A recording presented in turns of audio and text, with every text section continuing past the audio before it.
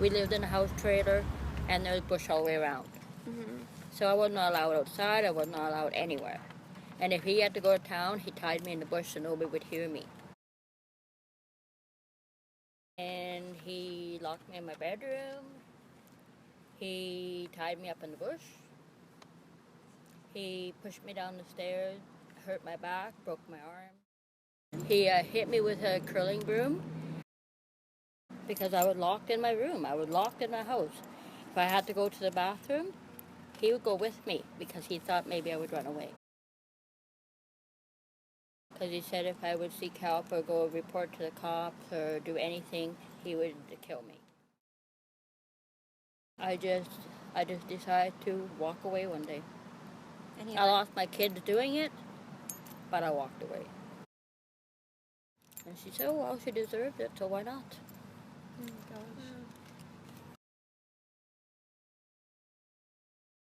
We deal with domestic violence cases on a regular basis. There's a lot of people that don't feel that it's an issue when they get abused by their spouse. And we see that time and again where they'll come back more than one time to report it because it's an ongoing issue and they just can't stop loving their spouse. They feel that it'll never happen again, and it always happens. There are times that the victim will not go for help, but there are a lot of times when it's ongoing and the victim has definitely been abused. He sat at my work. He wouldn't let me go uptown for lunch. He wouldn't let me talk to anybody, phone anybody, nothing. He stood there the whole 8 hours and watched me.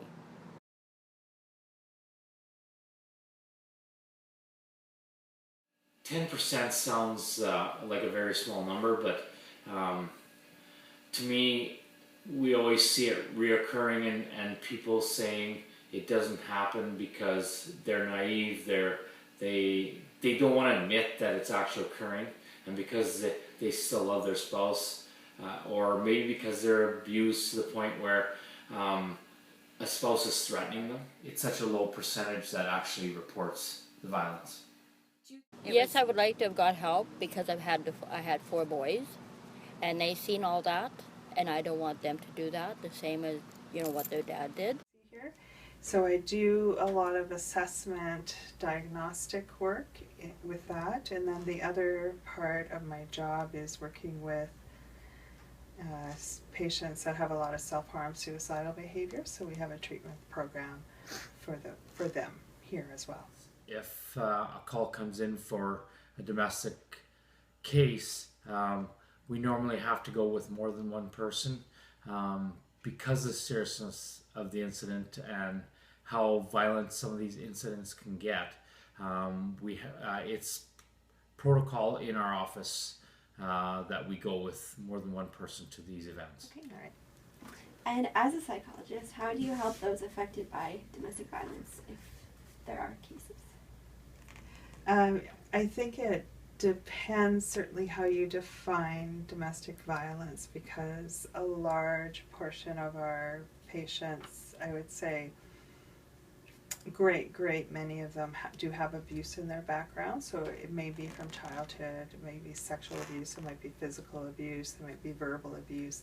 And we do as well get, occasionally we have individuals who are currently in what we would term an abusive domestic situation. Here, our primary aim here really is to stabilize people and then find them resources in the community. So we don't do a lot of in-depth treatment on the acute care aside from the DBT program, which I talked about, for people that self-harm, suicidal. Mm-hmm. And of course almost all of them have a history of abuse as well. Okay.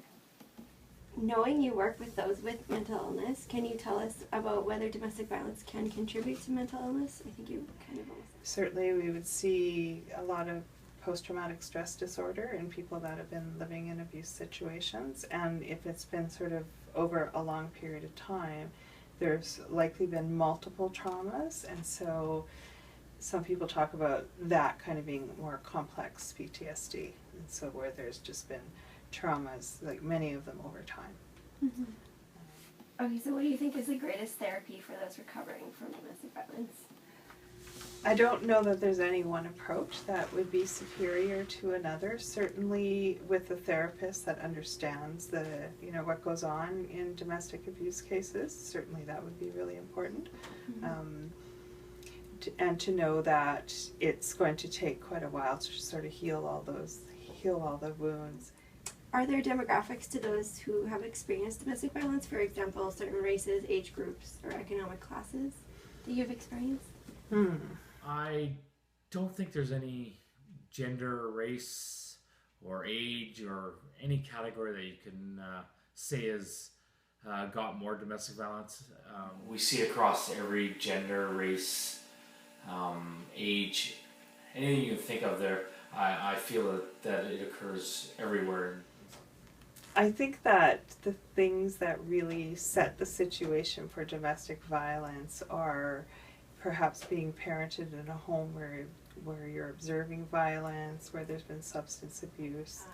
Statistics Canada says in 2011, Manitoba had the second highest rate of police reported violence towards women for the 10 provinces.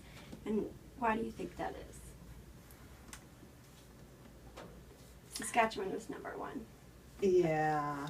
And I feel like Saskatchewan and Manitoba have similar difficulties as well. To things like poverty, lack of suitable employment or housing, like all those things that contribute to it. So and historically what has gone on with residential schools as well. So it affects generations, right? Because there's people that have been taken away from their home, they never learned how to parent, and then there's lots of addiction issues as well. Right.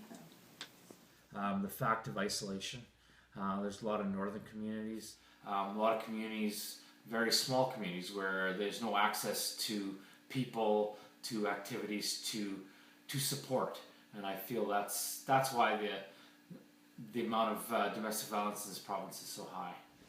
So from your experience, what is the greatest negative impact domestic violence has on the human spirit?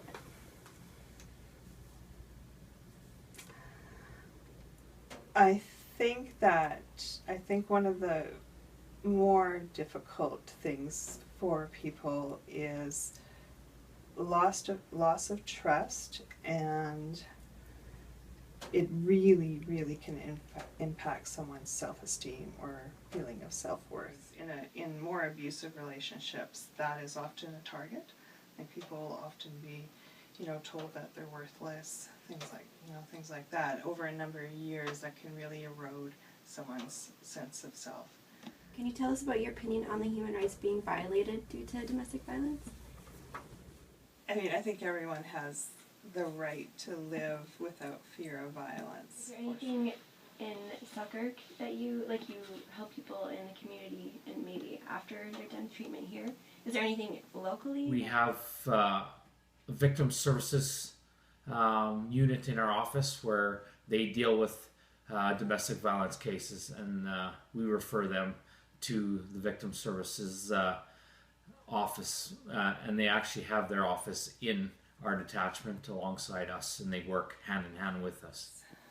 There is I think it's sort of a satellite of U of W. There's a family therapy kind of practice here that we would sometimes refer people to as well for family counseling sort of stuff.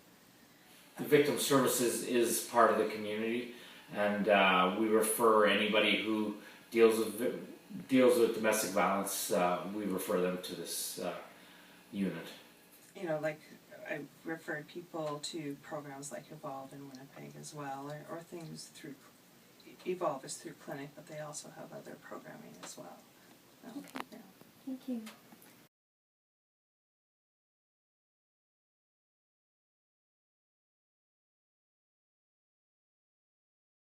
They come to us for 30 days for safe or housing for those first 30 days. For some, it's been going on so long, living in the domestic violence environment, it's almost normal. So it's being able to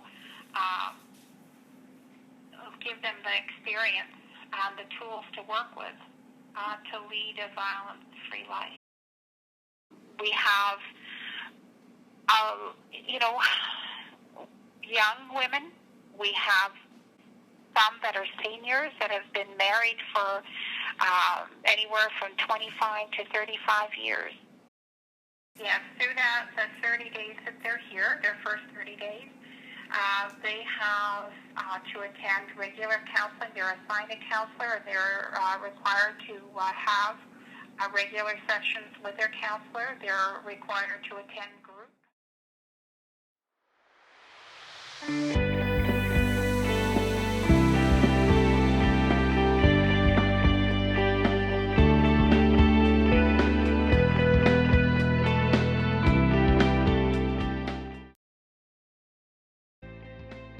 I think to a point, if we see domestic violence going on in our community, or we know of a friend that is being abused, to speak up, not to just stand by and let it happen.